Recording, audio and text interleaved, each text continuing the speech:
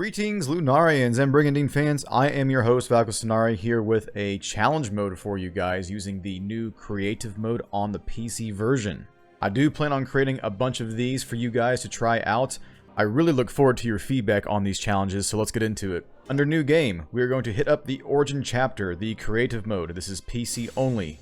So a very quick review over the creative mode. Players are given a great degree of freedom and creativity over the game's power balance, knights, and difficulty level. You can customize the power balance of the continent, you can freely assign knights to any nation you want to, and you can customize the difficulty level to your liking. So what we have here are preset maps. This is the origin map, the Legend of Runetercia, as we all know and love. Using the origin map as an example, we can hit this customize button right down here to see that we can create the map however we wish. So for example, if I have Norzaleo Kingdom selected right here, I can take my mouse and then click, click, click, click, click.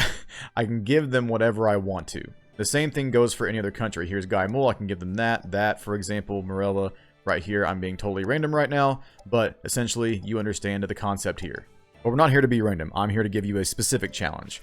If you were to flip the preset maps right here with the arrows, you can see that we have a ton of different presets. One major power, pattern A, where Mana Silesia is the big boy right here. Here's random free-for-all patterns that developers have set. Here's pattern A, pattern B, pattern C. Three-sided is pretty cool, where we have three big major powers going against each other. This is Norzaleo, GUIMOULE, and Shinobi Tribe. Random 3 nations right here, 4 nations, 5 nations, 6 nations, random free-for-all, and then here we are back to the beginning, the origin map. What I'm going to use is the random free-for-all because we can see that we get a new option right here, which is called redo. If you hit redo, then it changes the random map every single time you hit redo. Whatever you're comfortable with, if you want to just go in with a random idea, then go for it. Okay, before we get into setting up the map and the knight recruitment, I need to go over the rules of the challenge mode here very quickly. The restrictions that you have in this challenge mode are no cross-classing. Unaffiliated knights or special knights are not allowed, with the exception of Ray from Shinobi Tribe and also Romanov from Mana Silesia Theocracy. If unaffiliated knights are recruitable during the playthrough, you must dismiss them if you are able, or place them at your capital and never use them. This includes battles, questing, etc. Those are your restrictions. Let's get into the setup. We're going to go down to customize right here. We're going to pick GUIMOULE, which is going to get all of their original territory and then some more. So as I'm clicking through, let me give them the castles that I want them to have, and then I'll get right back to you. And then we're going to select Mana Silesia for the second faction. This is going to be a 1v1 huge big map battle between the two major powers of Brigandine Legend of Runetercia, GUIMOULE and Mana Silesia Theocracy. I'm evening up the castles as best as possible. Of course, we can't get totally even because there are 41 castles total on the continent. But whoever does have the disadvantage of one last castle will get a certain advantage. I will explain that here shortly. So as it stands right now, the Republic of GUIMOULE should have 21 castles, and Mana Silesia Theocracy should have 20 castles. When you're done with the map placement, go ahead and hit Exit Settings, and proceed with the configuration. So here's the two major powers. You can of course select either Mana Silesia Theocracy or the Republic of GUIMOULE right here. I'm not exactly sure how to change the starting capital for the selected countries, but regardless, they have selected St. Gladia over here in Morella for Mana Silesia, so if anybody knows how to change the capital location, please let your boy know in the comments below, please. So we're going to go ahead and select Gargar right here, which is the Republic of GUIMOULE. We can see we have 21 bases, and here's the mana reserve right here. We'll go ahead and look at the reserve over here as well for Mana Silesia. We have 20 bases as we can see, and then mana reserve. So if you want to confirm that you have the correct amount of bases, this is how to do it. Just go ahead and select, and you'll see the number right here. Okay, selecting Republic of GUIMOULE. Confirm the selection here. Once we get into this menu, this is where the big part of it comes in, where you select the knights that you want for each country. You can also select the main ruler for each country. So for example, if you happen to want Tim Gustav to lead the Republic of GUIMOULE, you can do so. Eliza is going to lead GUIMOULE, and then Rudo is going to lead Mana Silesia as per usual. After selecting your ruler, once registered, you can choose any knight you wish regardless of their national affiliation. When you register your knights, any knights serving your nation in main, challenge, or creative modes are available. You may also use knights that were only available in challenge mode, for example Aurora, Zawar Beast, etc. So we're starting with GUIMOULE here. For GUIMOULE's ruler, we're going to keep Eliza. First preset that I have for you guys is levels for each knight. What we're going to do is set both Eliza and Rudo to level 20 right off the bat. To change their level, we have a change level icon right down here that we can click. Once clicked, you can also click over here to increase their level, or you can hold down the arrow keys, which is much faster because it can zoom, zoom, zoom, zoom like that. I'm going to set her to level 20, hit confirm, and then she's at level 20. I will do the same thing with Rudo right here. Level 20, perfect. Now, I am not for certain during the playthrough if you are able to recruit the other main rulers, so just in case you are able to for some reason, I will go ahead and set every ruler to level 20. This definitely may not matter. If you do know for a fact, please let your boy know, but I'm going to do it anyway just for safekeeping. So once the rulers are set to level 20, go ahead and back out, and then head over to the Knight Recruitment.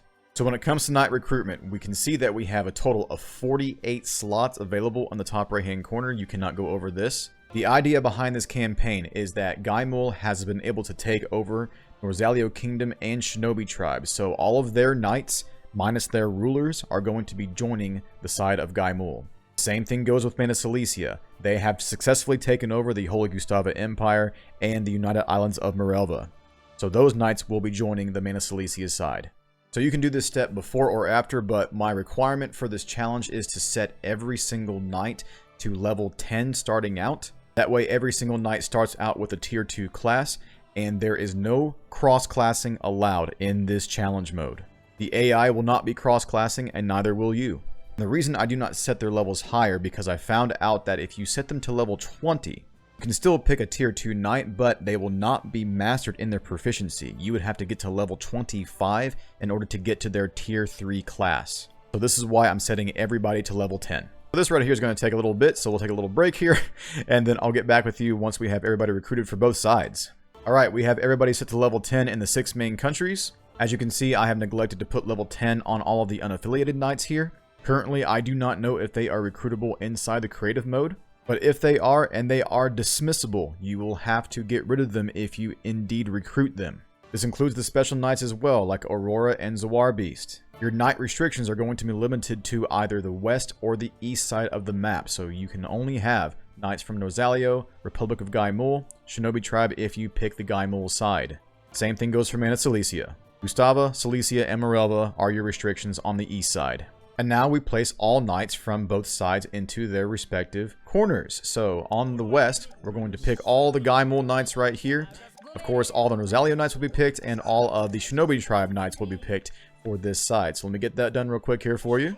Okay, with the west side selected, we have a total of 41 knights between Norzaleo, Republic of GUIMOULE, and Shinobi Tribe. Once you're done with that, go ahead and hit Exit Settings, and proceed with the configuration. Please make sure you hit yes on this. You want to configure the enemy power balance as well. We already have Rudo set up as the main ruler, so we're going to confirm, and then head over to the knight selection screen.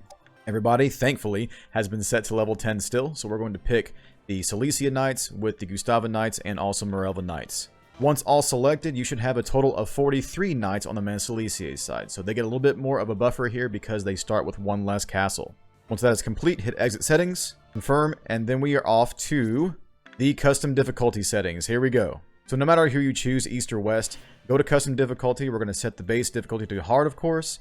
There's going to be no time limit in this challenge mode. You're going to set guard castle hex to the computer defensive AI. Monster captures are not allowed. Quest success rate is going to be 100% for nation success. So both sides can benefit from this. Same thing for all nations get ×2 mana. We're going to leave revival stone access to quests only.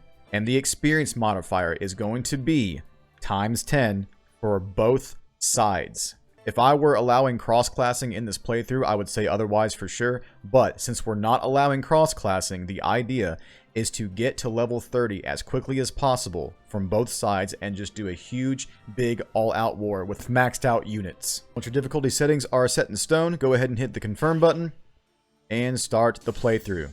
Alright fam, here is how it looks at the start. We have all gathered here very nicely at the capital. Here is the map. As it stands, it is a huge big campaign of East versus West, and I cannot wait to see how you all tackle this challenge. I want to see screenshots in Discord. I would also like to see some live gameplay footage in Discord as well. I have plans on creating voice channels for you guys, so if you wish to stream your gameplay footage from the PC version, you may do so. So if you have not joined the Discord and you wish to do something like that, it is in the description below. We would love to have you. So before we close, let me go ahead and show you what the advantages are to starting at level 10 and not level 20 for your knights. If we look at Medessa here, for example, since she is level 10, she is already classed up to a healer. Same thing for all other level 10s. Here's Barret Hope, here's another healer, Bishop, Rogue, you get the idea here. The only classes that are going to have class ups at the start are ones that you need to choose either one or the other to go to. So for example, your fighter classes need to choose either Knight or Swordsman. If we scroll down to the bottom here, we can see a whole bunch of class ups. Here for Grados, here for Delgan, here for Maximilian. All these guys need to class up either to the Swordsman class or the Knight class. That is your choice. Two main reasons we are starting at level 10 with these guys is because we want the best stat growths from tier 2 starting out at level 10 all the way to 20. Plus, we want to be able to master the class before going to tier 3 as well. Again, if you start at level 20, you will have to get to level 25 in order to get to your tier 3 class. You could start at level 15 and class up right away, however, you will not get the best stat growths. Classing up to tier 2 at level 10 is much better than classing up to tier 2 at level 15, as most people know. If you want the best stat growths for tier 2 classes, you're going to want to start at level 10 and level it all the way to 20 until tier 3. And that concludes my very first challenge to the players. I would love to see your progress in this challenge mode specifically, so if you want to share screenshots, please do so in Discord server. As I said before, you can find the server link in the description below, and if you want to stream your gameplay very soon, I will be setting up voice channels so you can do that as well with the PC version. If I catch you in there streaming, I will definitely come in and join you. If you have any other cool ideas for creative mode, please leave them in the comment section below. If we have any popular ideas, I will be sure to showcase your creative mode ideas on the channel. Definitely look out for more challenge modes from your boy on creative mode, and good luck to all you Rune Knights out there. I am your host, Valkos. See you on the battlefield, Rune Knights. Peace. Bye.